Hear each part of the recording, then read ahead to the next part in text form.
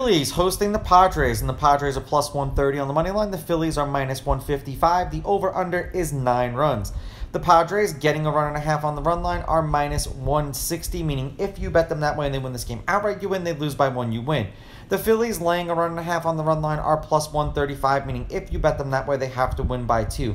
Lugo did not pitch against the Phillies this year, and he pitched a ton against the Phillies last year as a member of the Mets, so many times that I didn't want to even write it down because every one of these games were in relief, and it was like a third of an inning, 2 innings, so I was going to save my breath. This year, the Padres are 3-7 as a team in his last 10 appearances. He's averaging 5 innings pitched and 4.7 strikeouts per game in those games.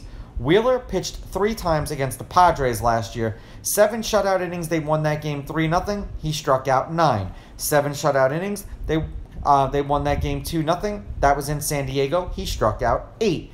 6 innings, 2 runs, 2 earned. They won that game 4-3. He struck out 8. The Phillies have won his last 6 appearances. They are 7-3 in his last 10 appearances. He's averaging 5 2/3 innings pitched and 6.6 strikeouts per game in those games. And keep in mind, he struck out a minimum of 8 in every one of his appearances against the Padres last year.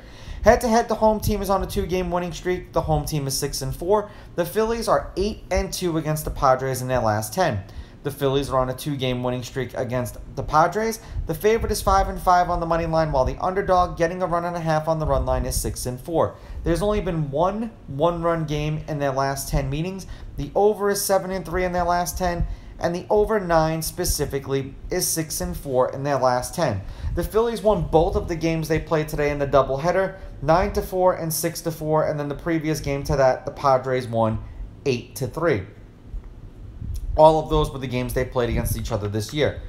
In their last 10, the Padres are 6-4. The over is 6-2 in their last 10, and they are 2-2 in their last 4. Obviously, they dropped their last 2 games. They beat the Mets 6-2, they beat the Phillies 8-3, and then they lost 6-4 and 9-4 to the Phillies. The last 3 games that they've played have gone over.